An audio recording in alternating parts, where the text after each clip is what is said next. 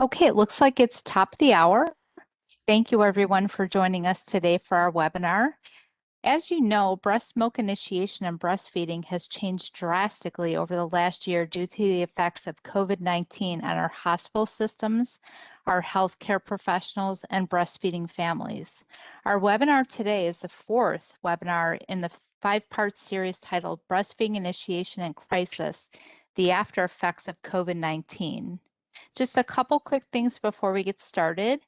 During the presentation, feel free to submit your questions via the chat function, and we'll try to get to those at the end of the webinar. And certificates should be available tomorrow afternoon. Nasstassia, if you'd like to get started, go right ahead. Hello, everyone.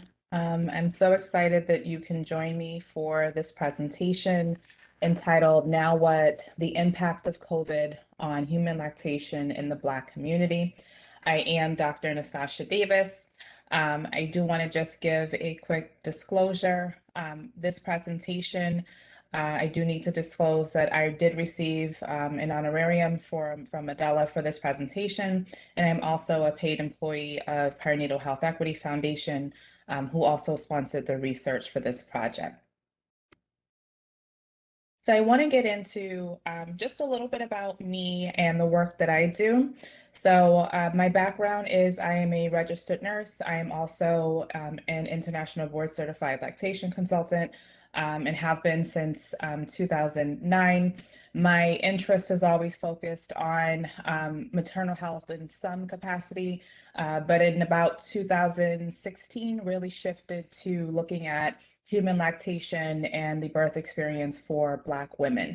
And that was the inception for the nonprofit organization I founded, which is the Perinatal Health Equity Foundation. We are a 501c3 federally qualified nonprofit organization based in New Jersey. We are a grassroots local organization, so really looking to tackle some of the challenges we face specifically in New Jersey, opposed to being at a national level. There was a need in my state. New Jersey, just for your own reference, ranks 47th out of 50 in maternal child health outcomes as for everyone. But if you drill that down to Black women specifically, you'll see that our disparities for both Black infant and maternal health are in the fourth range, fourth worst in the country. And so there's a lot of work that needs to be done in our state. Although traditionally nonprofits focus on serving low-income communities, we serve all Black women regardless of income level because the disparity exists regardless of education and income level. So our organization really focuses on people who identify on the African American diaspora. Our mission statement quickly is we are really dedicated to working on eliminating disparities in Black infant and maternal health through advocacy, education, community engagement, research, collaboration, policy, and direct clinical support. Those are our pillars. So now I want to move into the presentation and really focus on how COVID-19 impacted the Black maternal health crisis.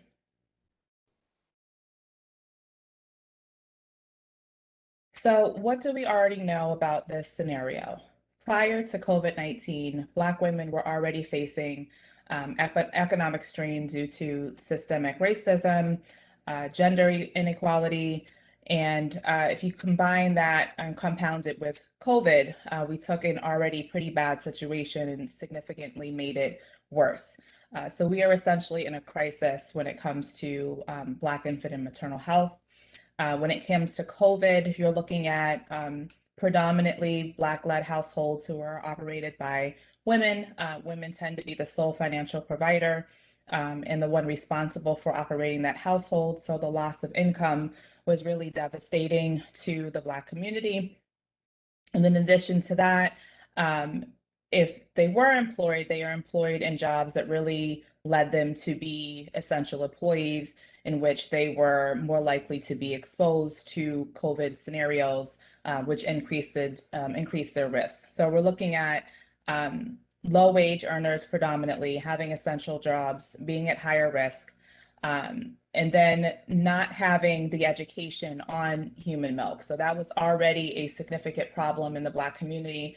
There is a disparity in the conversations and support provided to Black women surrounding human lactation. And so we saw during COVID-19 that that issue became compounded further. And I will go into more detail about that later. And then also Black women having higher rates of preterm birth, which again is not new information, but we did see a number of maternal deaths during COVID-19. Nationally, you may have heard of Amber Rose Isaac, who passed away from a improperly managed telehealth visit. There was care that was delivered virtually that should have been done in person, and as a result, she passed away. In my own home state, we had been working with the family of Janaea Nellums, who also passed away during COVID-19. And so we definitely did see an increase in maternal death as a result of COVID-19, lack of resources and lack of support.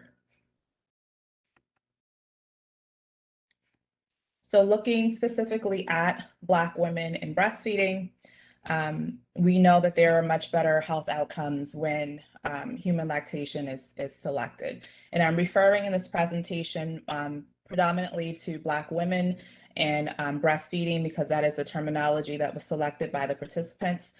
So it is not to not acknowledge chest feeding or those who don't identify as women, but that was the specific population for this study. So when it comes to preterm deliveries, Black women have a 60% more likelihood of having a preterm birth. Our rates of initiation and sustaining breastfeeding tend to be lower. And then we are also more likely to be introduced to formula in the hospital, and this is regardless of feeding choice. And I'll spend more time talking about that momentarily. When it comes to these disparities, Black mamas cannot out-educate or out-earn our way out of this disparity.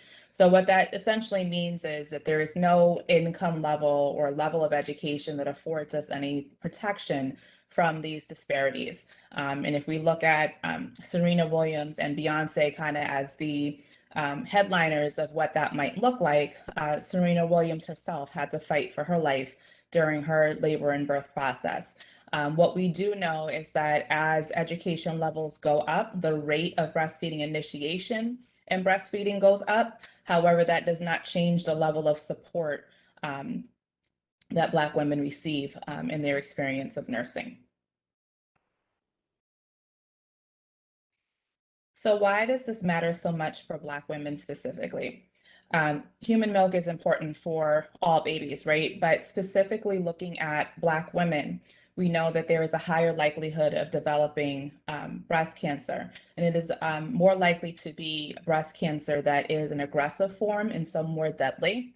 And so not breastfeeding increases the risk of development. We know that there is a role in human milk and breastfeeding in the reduction of postpartum hemorrhage, which is another high-risk condition that many Black women face in the birth space.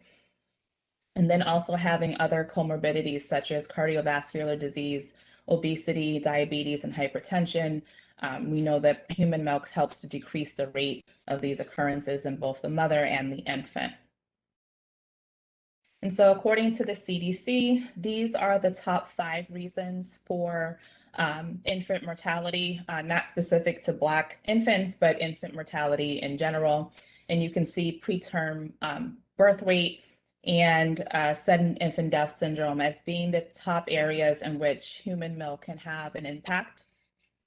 And so we know that because there is a higher rate of preterm births in the Black community, that is an area, although we cannot use human milk to prevent the actual births, we can use human milk to prevent complications such as necrotizing enterocolitis with our preterm population and better support them so that there aren't complications and those babies make it home. And then sudden infant death syndrome, and I'll talk a little bit later about safe sleep in the Black community and how those conversations are taking place. And so when it comes to infants, again, this isn't new information. This is pretty standard for the impact of human milk, but we know that there are less respiratory infections. Black infants tend to live in communities with higher pollution and higher rates of asthma, so it's critically important for this population.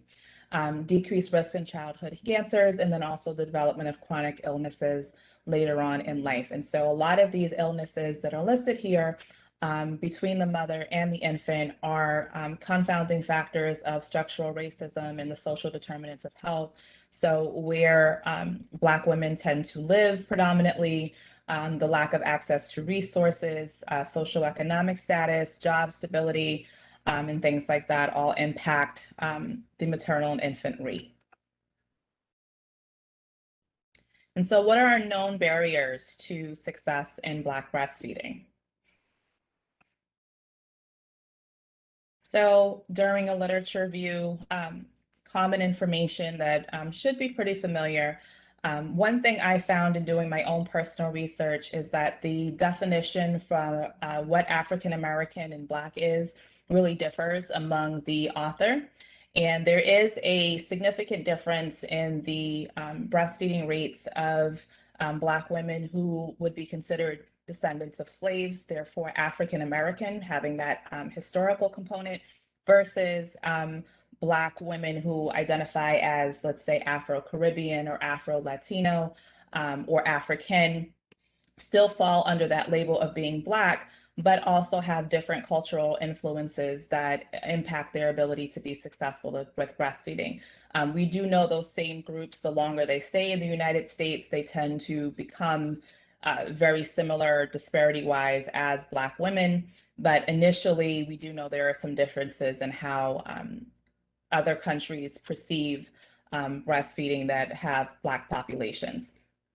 So we know that there is a history of wet nursing in slavery and the lack of bodily autonomy, and how historically the act of not breastfeeding was seen as an act of resistance, and started kind of taking back that bodily autonomy that was lost in the past. And so there are stories generationally that were passed down about breastfeeding, the rape that was associated with that, and how breasts were sexualized, all impacted the African American experience of being able to successfully breastfeed. Then we have targeted formula marketing, and this is not old in that it hasn't stopped. So what you see on this slide here is an image of the false quads, and the false quads were the first surviving set of Black quadruplets born in the 1930s, and they became the poster child for what was then called pet milk or condensed formula.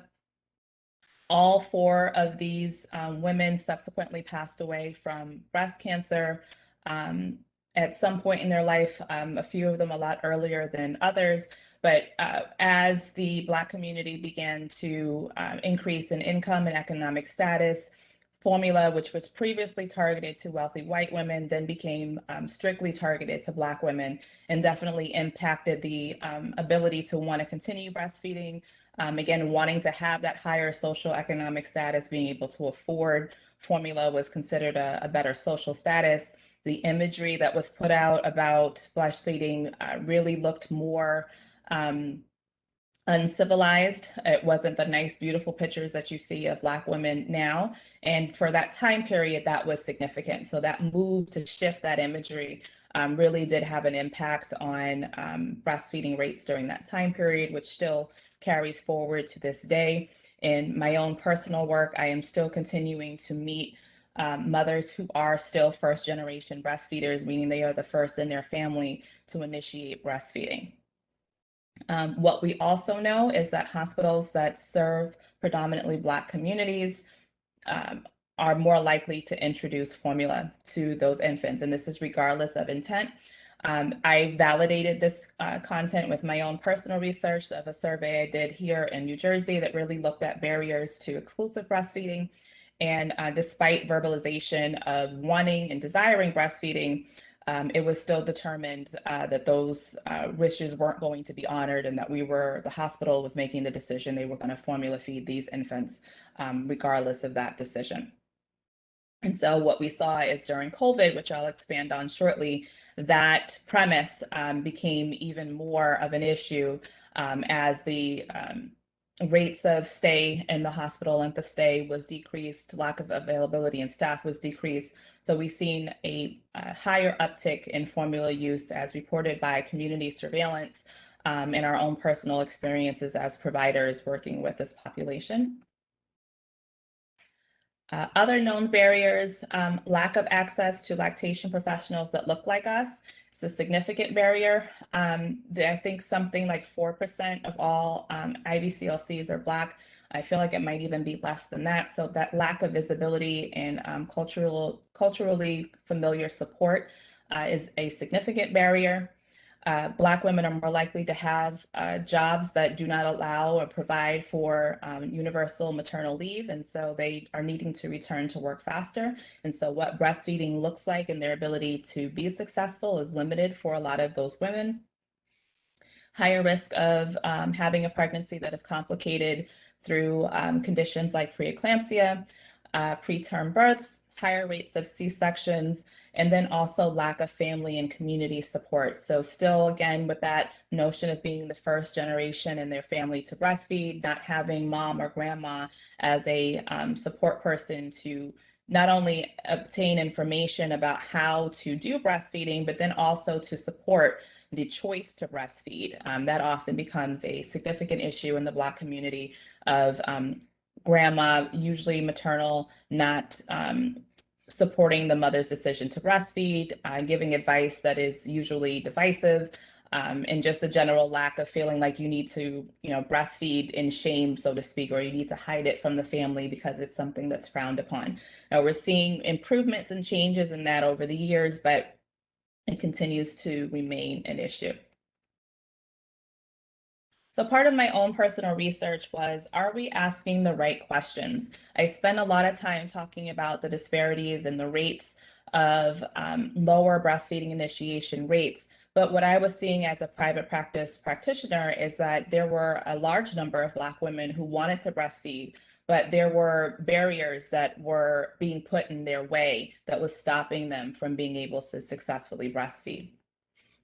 And so when we look at success, are we thinking about exclusive breastfeeding? We tend to focus mostly on why Black women are not breastfeeding, but leave little space, and the literature has a lot of gaps in barriers to exclusivity. And so what I found in my own research is that there was still that premise of the first generation breastfeeder being somewhat of a barrier. Because they are the first in their family to breastfeed, formula was really their only point of reference for how feeding should go. Many had assisted with feedings of other family members or siblings.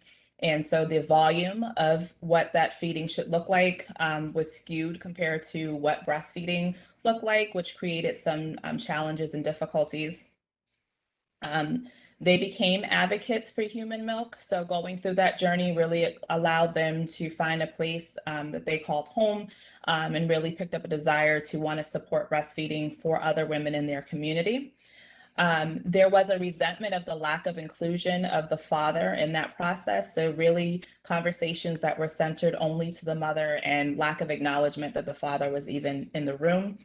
There was a desire for Black lactation professionals, a wish for visibility of Black breastfeeding in the community. So just general imagery when discharge papers are given out, when we walk the halls and look at the pictures that are on the walls in the hospital, just not being able to see ourselves in those places. And then lastly, just looking for support and not being able to find it. So really having to find a lot of self-support and not really feeling like they were getting the support they needed discharge-wise to be successful at home. And so other barriers, when we look at them from a systemic lens, we know about the rate of formula increase. I talked about lack of consent for formula feeding. So not for medical circumstances, but just making the decision and the assumption that this family is not going to breastfeed. So not even asking the question of how that mother is going to feed, but rather making the assumption that because she is Black, she is going to choose to formula feed. There are lack of conversations between the providers and Black women about breastfeeding. So again, leading with the assumption and the bias on formula feeding. There was a lack of images in the community, diversity in the field, and then also a lack of baby-friendly hospitals in communities of color. And so what we know is that when women receive support from a physician, they are 4 times more likely to breastfeed. And so we can see how detrimental not having that conversation is, specifically with a community that has lower rates of breastfeeding. Some other barriers are entry to practice. So this is me on my way to a home visit, but I am one of, I want to say maybe 10, possibly less than that in my state. And so New Jersey is quite a large state. And so for there to be 10 of us serving the entire state is not enough to really provide culturally congruent care. There are difficulties in finding mentorship, financial hardship, so being able to complete the college level courses and the education needed to become an IBCLC becomes a significant barrier. And so in my own study and reflections in the community from some of the participants that I surveyed, when we decide to be medical professionals or lactation professionals serving women who are going to lactate and breastfeed, we take an oath that we're going to promote, support, and protect breastfeeding. And we found that that oath has failed Black women. Specifically, what was most shocking to me was the inclusion of the IBCLCs as part of that barrier, how IBCLCs were actually destructive to many women's breastfeeding stories and the support that they received or lack of support thereof, discouragement to feed, came a lot from the IBCLCs in the hospital, and I'll spend some time talking about that as we move through the presentation.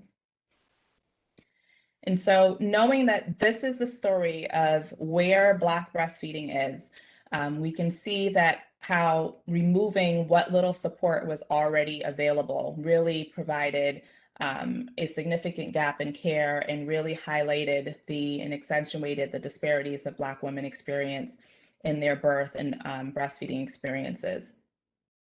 So in a published article entitled Creativity, Resilience and Resistance, Black Birth Workers' Response to the COVID-19 Pandemic, there was a number of stories that were shared by doulas who were out in the community across the country serving women during the COVID-19 crisis. And so unlike or as like many other women during that birth experience, they had to deliver alone. And what we do know is that with Black women specifically, this is a hurdle because the doulas were put in place to help protect Black women so that they were not in a space of birthing where they were alone and did not have the ability to advocate for themselves. And so removing that created a situation where Black women were the only voice that could be heard. At some point, there were periods during COVID where not even the father or support person was allowed to be in the room. So Black women were birthing alone.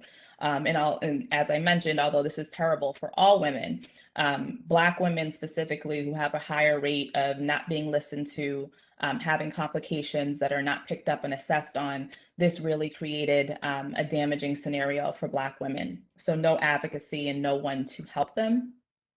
Not knowing who to turn to for help. So I can speak to my own home state in New Jersey. Some of the federally qualified health centers shut down. They weren't operating at all. Some didn't even pivot to telehealth. So there was just no provider, no one to go to. And so again, these are communities that are low resourced as it is. So taking away the health center where they receive their care left families to scramble where they would go to seek help. Answering services that just disappeared. So when you call your doctor and you're supposed to get an answering service, there was no answering service, so no one to even call in a state of emergency. And so we really had to work in our state to provide opportunities for support for these families so they know where to go and who to call should something happen during their pregnancy that they needed some support. Inadequate discharge instructions. We know that hospital stays were short as it was, somewhere between 36, 48 hours, maybe 72-ish if you had a C-section. But for the most part, the average length of stay is 36 hours. That was cut down significantly during COVID. And so there was a rush to get people out because of high turnover, risk for transmission of COVID. And so women were going home without any information, so no resources to call. Lactation providers were even pulled to other areas of the units or of the hospital, and so there wasn't the full-time lactation staff that was once present. And so that really changed the dynamic of the support that was received, and it did become easier just to give formula. There was a forced shift to virtual support. And so while many people were able to make that pivot, what we saw, especially during students in lower income communities, is that while everyone shifted to virtual, we all made the assumption that Wi-Fi was something that was readily available. And we learned that that was not the case, that there were many families who did not have Wi-Fi access and therefore could not participate in some of these activities because they did not have the ability to do so. So there was a lot of community work and building. I know here in New Jersey, Verizon was very helpful with making sure that there were community hotspots in place. And so COVID really peeled back the layers on what some of these disparities are. So it wasn't as simple as, well, let's just meet on Zoom, right? If you don't have internet, then meeting on Zoom isn't an option. And so that created a disconnect for people to their community. And then again, fear. You're going into the birth space. I can't tell if I look frozen on my screen.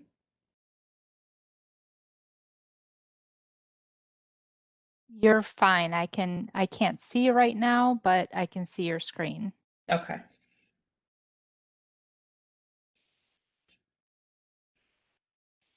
So there was definite fear of the Black community, who it's known to have some issues going into the birthing space and not being heard and listened to. And so going into the birth space alone definitely created a lot of fear. There was separation of mothers and infants. So knowing that skin to skin in that first hour is so vitally important. And so not having the ability to do that definitely created some challenges with the initial startup and initiation of breastfeeding. And so what came from this research is that there was just a lot of feeling of helplessness. Black women reported that their COVID status really took precedence over everything else. So even in reporting that there was a lack of fetal movement, there was hyper focus on whether this patient coming in was positive for COVID or not, opposed to really assessing the well-being of the mother and the infant first. So that became a significant challenge. The other thing is that there was such news coverage of how damaging COVID was to the Black community and how many disparities were being found in Black communities because of this community spread of COVID. And so walking into the hospital, coming from those communities, came with the bias of you might have COVID. And so they were treated as such. Many women reported being left in triage without anyone to come in and check on them at all until there was a COVID status. And then not necessarily always trusting that the COVID status was in fact correct when that test came back negative. And this has its historical implications, again, of perceiving the Black body or Black people as being diseased or being a threat to healthcare of others. We saw this early in the 20th century with the tuberculosis crisis and how the Black support people were thought to be a threat because they were carriers or thought to be carriers of tuberculosis. So there is a historical component to that as well. And so looking specifically at breastfeeding. So we know that as a general expectation, there is a decreased rate in seeking support for lactation for Black women. And so when there are issues that come up with breastfeeding, Black women are less likely to reach out to ask for that support. Again, highlighting the separation of the dyad, so no skin to skin. This became a significant challenge because there was still misinformation about whether breastfeeding was safe or not, whether there was the ability to transmit COVID to the infant during breastfeeding. Although there were a number of CDC and WHO-based and ACOG and A1 guidelines that came out that talked about how to proceed safely, many hospitals in the Black community were not following those guidelines and continued to separate women from their infants. Decreased staffing I talked about. I know that there were hospitals here where there was no longer lactation staff. That lactation staff, because they were registered nurses, were allocated to other med-surg units to fill that need because there was a higher need for that type of support. And so that left those units without the typical support that would have been previously there. We know that there was already an early introduction of formula, but because there was a lack of support, that initiation came earlier. And so we know that more formula that we introduce, the less milk is produced. And so that just creates a scenario where we're exclusively formula feeding because of the lack of support.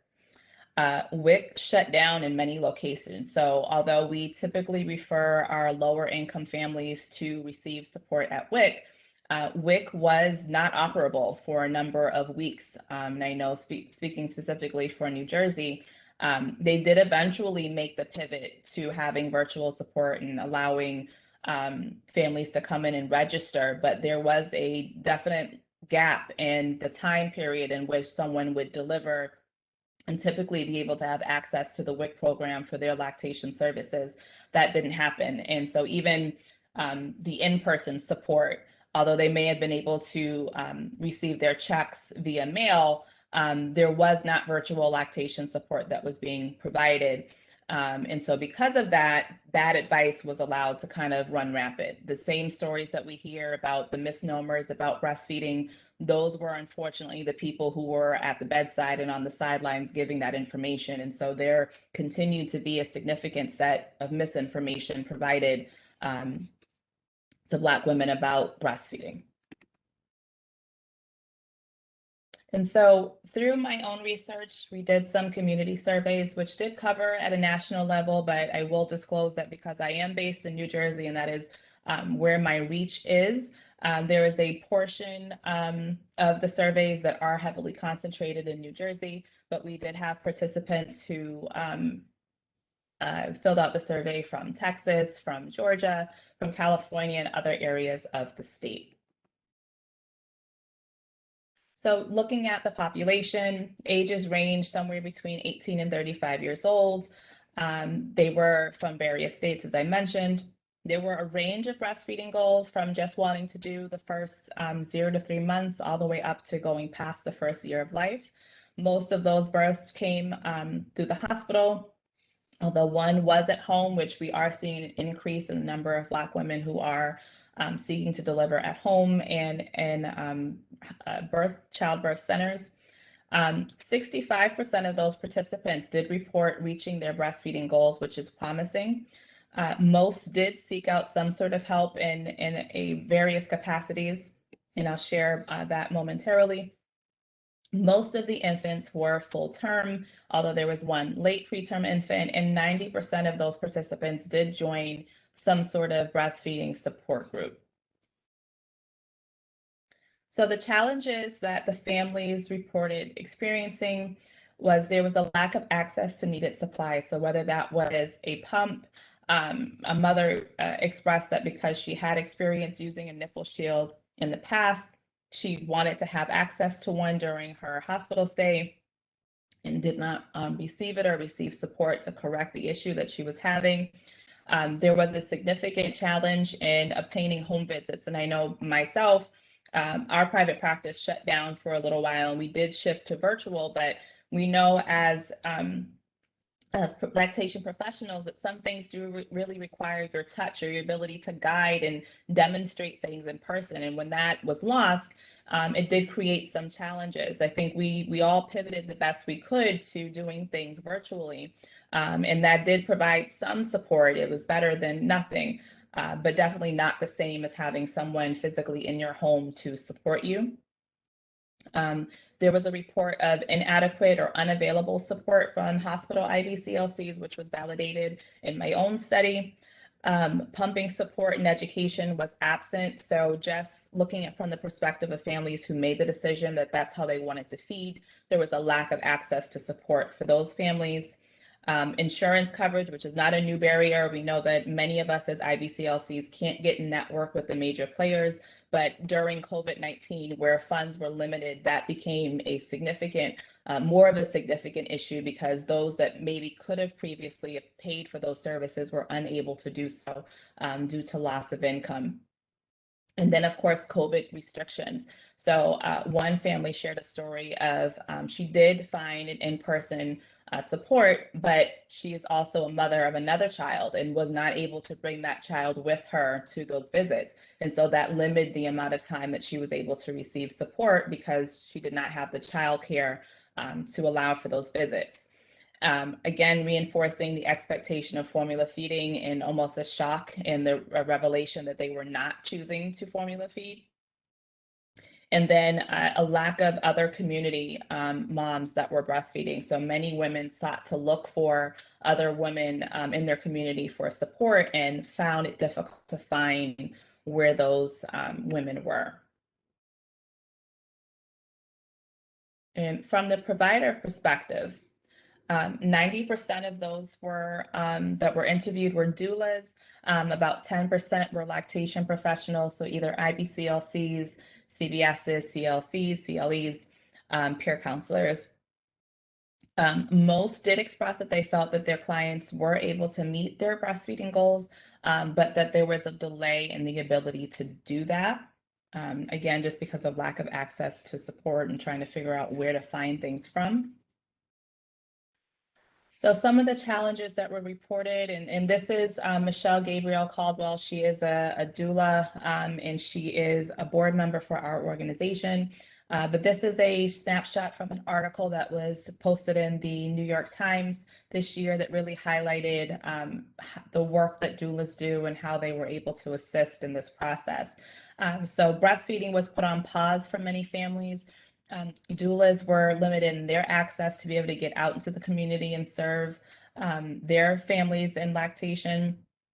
Again, highlighting the lack of discharge support. So that was noted from the participant and the provider end. Early term deliveries, so having women that delivered before they were full term. We already know that is a barrier to breastfeeding, but then not having someone to help you and having a late preterm baby created more significant barriers. Inability to have home lactation support was validated by both the providers and the community members. Early discharge, misinformation from staff. One of the differences was that the doulas did focus heavily on the mental health impact of how COVID-19 was affecting their mothers that they were serving, and just the lack of childcare, of not knowing where your next check was going to come from, how you're going to pay your rent, and how those factors then began to impact what postpartum looked like for those families, inclusive of the lactation, the ability to provide human milk. So there was also visibility in inequitable care, and I have personally seen this myself, but just looking at support spaces where a white woman would ask for a specific support with breastfeeding, and these are doula clients, so they serve not just Black women, serve a variety of women. So watching a white woman ask for support with breastfeeding, and then going into that same hospital, that same environment with a Black person and asking for the exact care and not receiving identical services. Formula discharge bags made a return. Not that they came from Similac as packaged bags like they were before, but in the effort to help families, a lot of formula was given out at home. So in the message of, in case you fail or this doesn't work out, you know, here's some food to make sure that your child can eat. And we know how much of a negative reinforcement that can be with self-efficacy in breastfeeding. So there was a significant amount of that happening in hospitals that were serving Black communities. C-section rates went up. New Jersey is a state that has already a very high C-section rate, but the community providers did report seeing higher than usual C-section rates with their doula clients. And so we know that C-sections have an impact on your pain and your level of comfort and delayed milk coming in. So again, those confounding factors with the lack of support really did highlight the disparity for the Black community. And then again, reinforcing the assumptions and the bias in that Black women were not going to choose to breastfeed. So it is important that whenever we talk about barriers and some of our disparities, that we don't end on that, but we also talk about how can we make this better? How can we change that narrative? So from the community, the breastfeeding mothers, there was a definitely strong need for hospitals to learn their community. So really just feeling like the hospital was disconnected to what resources might be available to their community.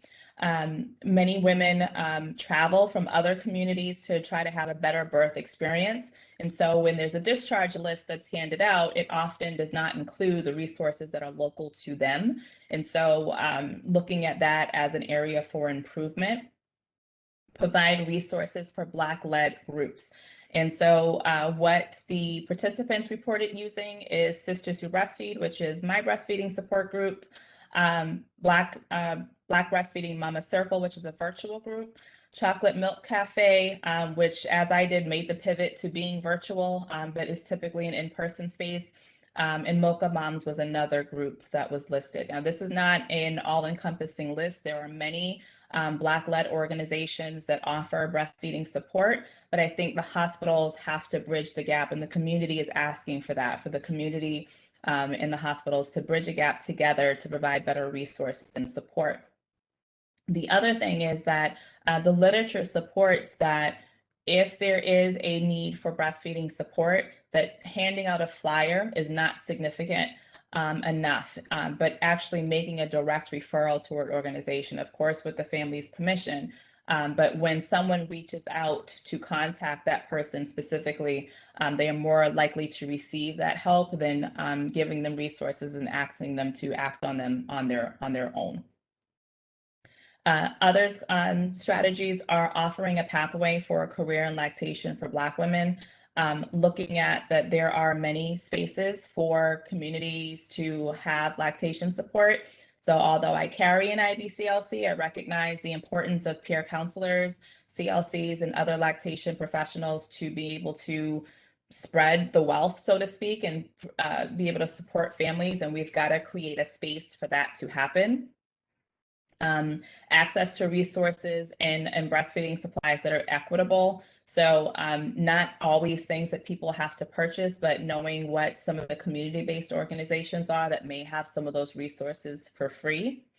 And then also just looking again, reinforcing that there's a need for community-based providers of color for those referrals and connections to be made for outside doulas, community-based lactation professionals and community health workers. During COVID-19, what worked well from the provider perspective was access to some sort of Zoom or other virtual conference platform. They expressed that although it was not the same as providing in-person support, it did provide them with some sort of avenue to connect with their families. And so they were able to use FaceTime during a birth or while someone was at home trying to get a latch, being able to support them virtually that way was helpful. Active listening was very, very important as there were a lot of stressors that families were experiencing. So just being an ear to listen to what some of those struggles and challenges are was very helpful to the families. And then just, we know the importance of pre-birth education, right? I know as an IBCLC, I talk a lot about taking a prenatal breastfeeding class and being prepared for delivery. But when you don't have that preparation and then you're cut off from the world, essentially, the lack of that preparedness really showed up in a way that was damaging to breastfeeding success. So really hitting that message home about the importance of having the education beforehand so people knew what to expect, where to go if there was trouble, and how to access resources. And then the other thing was constant communication and check-ins. So again, not waiting for the family to reach out to them, but actively reaching out to the families and making sure that they were okay and providing support that they needed. So remember that although our lens is focused on breastfeeding, but if someone is worried about how they're going to eat or how they're going to, where they're going to live, or how they're going to just pay their bills and function in general, or they have, gone from an environment where their child goes to school to now having 3 or 4 children at home all at the same time with a newborn, something's going to suffer. And so really looking at that wraparound support to be able to better support breastfeeding by supporting the entire parent.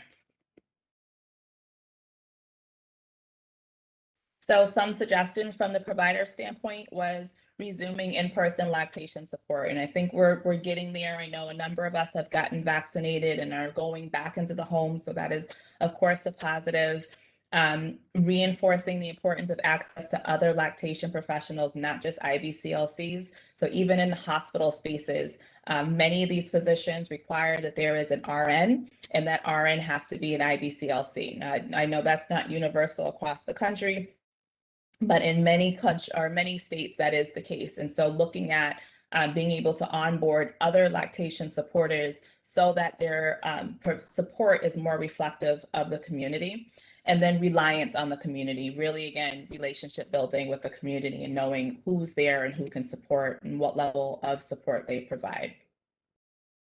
So continuing our solutions, looking at referrals that are culturally congruent and build relationships, providing access to free supports. So many people wanted to know like where there were free guides and videos that they could access to watch how to do things, since they couldn't have someone physically come in and show them how to do it. Include the support person was a recommendation, increase the number of Black lactation professionals, visibility of Black breastfeeding. So in the imagery that is in your discharge packets, on your flyers and infographics, and then staff training that is offered on a continuous basis. So not a one-time training, but really being able to have this conversation about what the community needs on a consistent basis with check-ins. So some strategies that we can use to improve Black breastfeeding, understanding, and I will quote Dr. Joya Queer-Perry, that it is racism and not race or economic status that is really the barrier. It is structural racism. Reinforcing the need to talk to families about breastfeeding during their pregnancies and help them to make informed choices. Provide evidence-based breastfeeding education. Be knowledgeable about community resources and refer out. Sometimes it's not you that needs to provide that service. Sometimes that means looking to someone who was a trusted member of the community and making the referral to that person.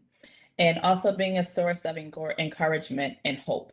Many women expressed talking about breastfeeding to their providers and really being discouraged from having those conversations. So really thinking about removing judgment from how we speak and talk about breastfeeding. So that one time that patient gave a bottle, to really not like hone in on that, but talk about all the things that they are really doing well and highlight and accentuate those things. Cultural humility, I cannot say enough about how important it is to every day practice cultural humility, work on undoing, interrupting the script, as Dr. Jan Murray Garcia says, really thinking about how those biases play into your speech and your interactions. Obtaining consent and permission is so important. It really felt like a violation to these mothers when they specifically said they wanted to breastfeed and that decision was taken from them without their knowledge or consent. Asking how you can best support them. So rather than you coming up with the ideas of what you think they need, asking them what they think would be helpful to them. And then of course, attending training. And I really want to update this, that really implicit bias training is not the go-to. We really are working on anti-racism training, and undoing racism trainings is really a better opportunity for learning. And then other solutions, I do want to highlight quickly the importance of having real conversations about safe sleep. I know personally that if I did not co-sleep breastfeeding would not be successful for me. And because there is such a high SIDS rate in the Black community, the conversation has shifted to the baby must be in their own bed at by themselves. And there's truth to that, but there's also safe ways to co-sleep. And so the issue becomes that why we're still having these SIDS cases is because they're doing it anyway. And then they're not telling you the truth because they know they're going to be shamed for it. So it's the same conversation that we have about safe sex, right? Abstinence is not really the most effective mechanism in stopping STDs and pregnancies. We know education is really the key to doing that. And it's the same with breastfeeding and safe sleep. We have to talk about what that looks like safely so that families have the education they need to make those informed choices. And that doesn't mean we don't talk about safe sleep, but we do need to talk about it in the context that makes sense for that family. Pumping is often a necessary component of breastfeeding for many families and for a variety of reasons. We don't always need to understand what those reasons are. If that's their choice, then we honor and respect their choice. And so what many Black families reported expressing is a lack of support and education for pumping if that was their choice.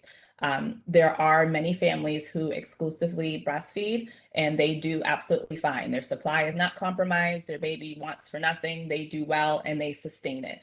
So that way of thinking, we've really got to move away from. If this is their choice, our job is to provide them with the information that they need to support that.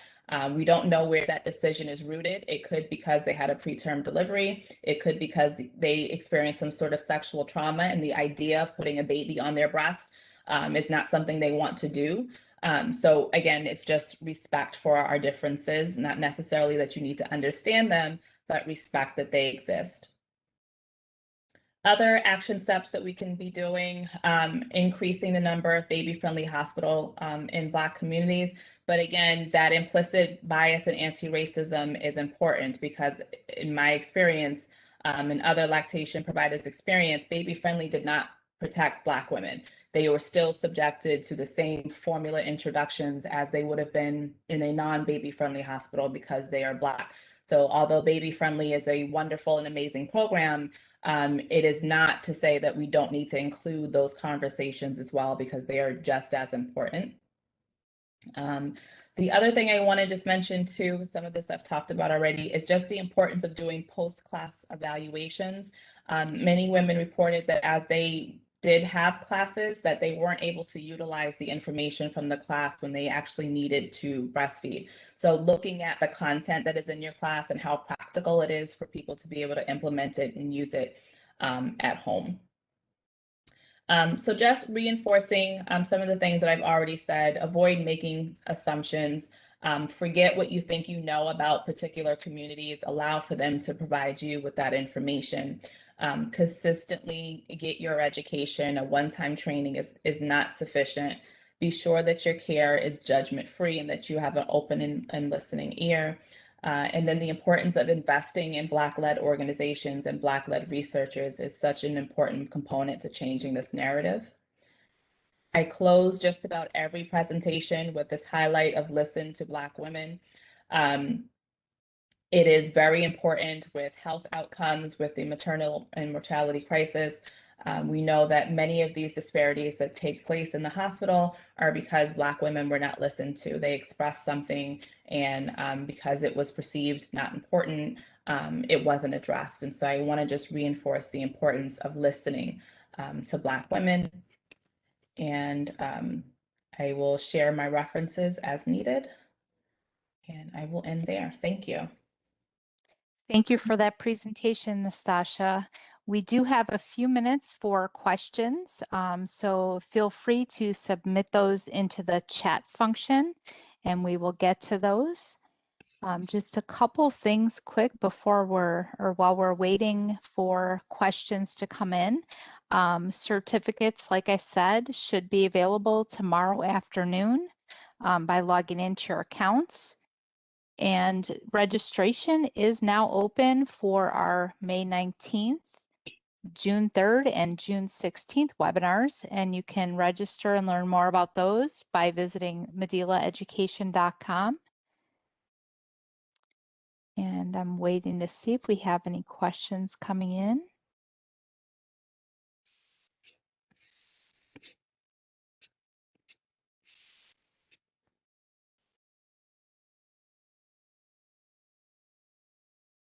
Give it another minute or so.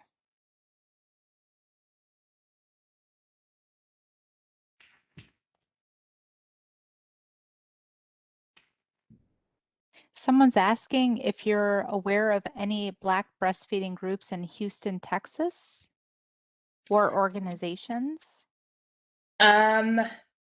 Not off the top of my head, but there is a spreadsheet that I can share that has a number of Black-led organizations across the country. I can share that and have that sent out to you guys. I don't have it on hand at the moment, but I'm sure there are groups there. Okay, if you want to email that to me after the webinar, I'd be more than happy to supply that to everyone on the call. And someone just made a comment saying, excellent presentation. I'm trying to promote those conversations. Thank you. And one question that this person says arises is what to do.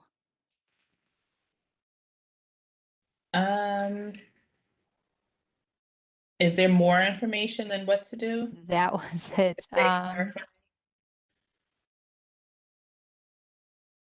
Unfortunately, that's all that they put in.